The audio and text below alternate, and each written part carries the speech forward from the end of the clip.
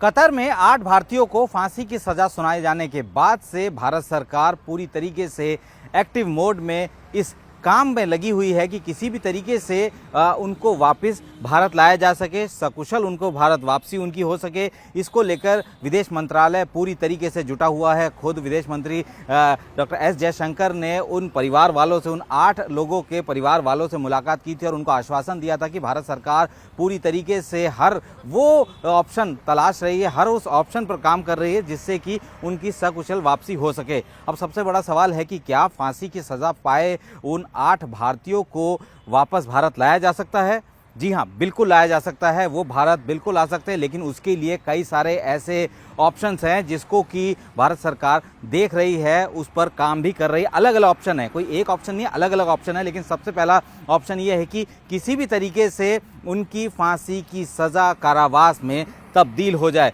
उसके बाद ही भारत उनको आसानी से ला सकता है। क्योंकि भारत और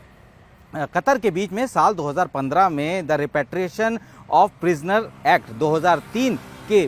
3 जो है वो दस्तखत हुए थे, जिसके तहत दोनों देश यानी कि कतर और भारत के बीच में इस एग्रीमेंट के तहत अगर कोई भारतीय कतर में किसी भी तरीके की सज़ा पाता है, ख़ास तौर पे कि किसी भी दूसरे क्राइम को लेकर, क्योंकि उस गजट नोटिफिकेशन में डेथ पेनल्टी पर किसी भी तरीके की कोई जानकारी नहीं लिखी हुई है, तो जो भी वहाँ सज़ा याफ्ता है भारतीय, उसको इस एग्रीमेंट के तहत वो सारी सज़ा, जितनी भी सज़ा है वो भारत में वो पूरी कर सकता है। उसी तरीके से कतर का कोई नागरिक है जिसको यहाँ पे भारत की जेल में बंद है, उसको सज़ा हो चुकी है, तो उस एग्रीमेंट के तहत वो व्यक्ति जो कि यहाँ सज़ा याफ्ता है, कतर का नागरिक है, उसको कतर वापस भेजा जा सकता है और वो सज़ा वो वहाँ पूरी करेगा। लेकिन सबसे बड़ी बात है कि आखिर ये ऑप्शन, ये एग्रीमेंट कब वेरी करेगा? ये एग्रीमेंट तब वेरी करेगा जब उनकी फांसी की सज़ा माफ़ हो जाएगी या फिर उनकी फांसी की सज़ा को कारावास में तब्दील कर दिया जाएगा। उसमें सबसे बड़ा, सबसे प्रमुख रोल किसका है? वो है वहाँ के अमीर का, क्योंकि वो एक मोनार्की है और वही ये डिसाइड कर सकते हैं कि किसके साथ किस तरीके का बर्ताव करना चाहिए। जानकार मानते हैं और जिस तरीके की अभी तक हम लोगों ने देखा है कि साल में 2 बार जो अमीर है वो वहाँ के लोगों की सज़ाएं माफ़ करते हैं, तो हो सकता है कि इन जो 8 भारतीय हैं उनकी सज़ा वहाँ पे माफ़ कर दी जाए। इसको लेकर भी भारत पूरी तरीके से लगा हुआ है कि कैसे भी हो इनकी सज़ा माफ़ कराई जा सके। साथ ही भारत के पास एक ऑप्शन और भी है कि हायर कोर्ट में अपील किया जा सके, क्योंकि जिस दिन से इन 8 भारतीयों को पकड़ा गया था तभी से लगातार भारत उनको काउंसलर एक्सेस के साथ साथ हर वो सपोर्ट दे रहा था जो कि भारत सरकार की भारतीयों के लिए दूसरे देश में एक जिम्मेदारी बनती है। तो अब उसको लेकर भी जो है अभी लगातार पूरी जो मशीनरी वो एक्टिवेट की जा चुकी है और हर एक ऑप्शंस को तलाशा जा रहा है। चूँकि भारत की तरफ से ये साफ कर दिया गया है और ये कहा गया है उनके परिवार वालों को, विदेश मंत्री ने कह दिया है कि हम पूरी कोशिश कर रहे हैं कि उनको सही सलामत वापस लाया जा सके। तो कई सारे ऐसे ऑप्शन हैं, उसको खंगाला जा रहा है। यही नहीं, ये पहले भी कई बार ऐसा हो चुका है कि अरब कंट्रीज़ जो हैं वहाँ पे कई बार ऐसा हो चुका है कि फांसी की सज़ा माफ़ करने के बाद कैदियों को घर भी वापस भेजा जा चुका है। तो इस तरीके के कई सारे उदाहरण मिलते हैं, ना कि सऊदी अरब में भी मिलते हैं। तो ऐसे में ये हो सकता है कि इस तरीके का कुछ ऐसा फैसला यहाँ पे भी हो सकता है। अगर हम लोग बात करें कि अगर फांसी की सज़ा इन देशों में होती ज़रूर है, कतर में फांसी की सज़ा ज़रूर होती है, लेकिन फांसी नहीं दी जाती है। ये भी अभी तक का ट्रैक रिकॉर्ड रहा है। 2020 में 17 साल बाद वहाँ फांसी की सज़ा हुई थी और उसके बाद अब ये 8 भारतीयों को फांसी की सज़ा दी गई है। हालांकि इसके पीछे कई सारी वजह बताई जा रही है कि आखिर कैसे इनको ये ट्रैप किया गया, किस तरीके का केस बनाया गया। सीधे तौर पर सुई पाकिस्तान की एजेंसीज़ और पाकिस्तान के वहाँ पे एस्टेब्लिशमेंट पे मौजूदगी को बताया जा रहा है कि वो हो ना हो इस तरीके की सिचुएशन वो क्रिएट कर सकते हैं, क्योंकि ऐसा ही एक मसला, ऐसा ही मुकदमा, ऐसा ही झूठा मुकदमा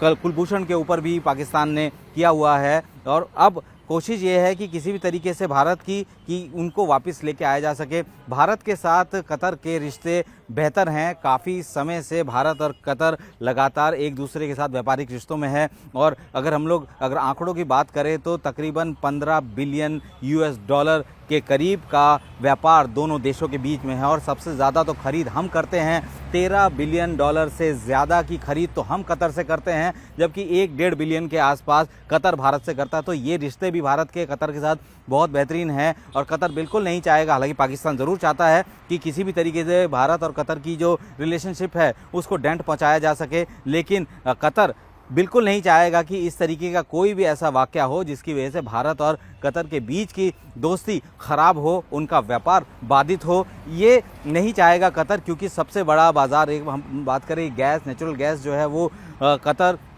बड़ी संख्या में, बड़ी तादाद में भारत को देता है, तो वो उसके लिए भी एक बिजनेस पॉइंट ऑफ व्यू से काफ़ी इम्पोर्टेंट है। लेकिन अब कोशिश यही है कि क्या भारत अपनी डिप्लोमेसी, एक बैक चैनल डिप्लोमेसी को एक्टिवेट करके इस फांसी की सज़ा को बदल पाएगा, फांसी की सज़ा माफ़ करा पाएगा, या फिर उनको वहाँ से रिलीज़ करके भारत ला पाएगा। कई सारे ऐसे ऑप्शंस पर अभी भी काम चल रहा है, लेकिन अब सबसे इम्पॉर्टेंट है, सबसे फोकस है, क्योंकि अभी तक इस सज़ा के बाद वहाँ के जो कतर है, कतर की सरकार की तरफ से, वहाँ के अमीर की तरफ से किसी भी तरीके का कोई बयान जारी नहीं हुआ है इस खास तौर पे कि इस मसले को लेकर। तो ऐसे में अब उनकी चुप्पी, कब तक चुप रहते हैं वो, किस तरीके से ये चीज़ें आगे बढ़ रही हैं, इस पर भी फोकस किया जा रहा है। लेकिन कोशिश ये है कि वहाँ के अमीर जो कि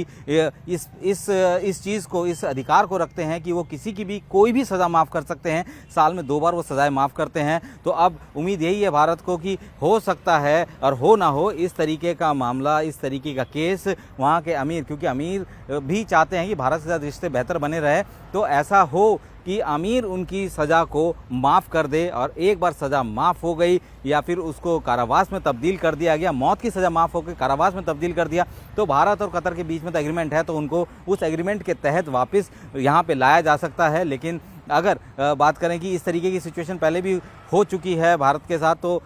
सिर्फ यहाँ नहीं, बाकी दूसरे देशों में भी, पाकिस्तान में हम लोगों ने देखा इंटरनेशनल कोर्ट ऑफ जस्टिस भी एक ऑप्शन है, लेकिन वो बाद की बात है, वो एक बड़ा लंबा प्रोसेस है। लेकिन अभी फ़िलहाल फोकस यही है कि किसी भी तरीके से आमिर उनकी फांसी की सज़ा को, मौत की सज़ा को बर्खास्त करे और उनको वापस भेजने के लिए जो है वो तैयारी की जाए, या फिर ये भी हो सकता है कि उनकी फांसी की सज़ा माफ़ करके उनको कारावास दिया जाए और उसके बाद जो एग्रीमेंट है भारत और कतर के बीच में, उसके तहत उनको भारत लाया जा सके। भारत ने इस एग्रीमेंट के तहत तकरीबन 35 से ज़्यादा ऐसे देश हैं जहां पे इस तरीके का एग्रीमेंट, यानी रिपेट्रिएशन ऑफ प्रिजनर्स एक्ट 2003 के तहत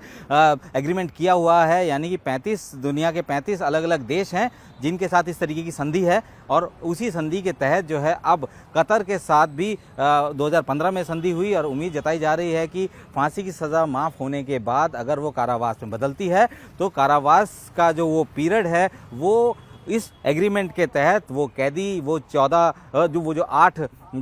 लोग हैं, वो लोग उस सज़ा को भारत में भी उसको भुगत सकते हैं। ये उस एग्रीमेंट का एक हिस्सा है। तो अभी फ़िलहाल कोशिश ये है कि किसी भी तरीके से उनकी फांसी की सज़ा ख़त्म कराई जाए, फांसी की सज़ा माफ़ कराई जाए, मौत की सज़ा माफ़ कराई जाए और उनको वापस भारत लाया जाए। इसको लेकर भारत सरकार हर लेवल पर अपनी कोशिशों को अंजाम देने में जुटी है।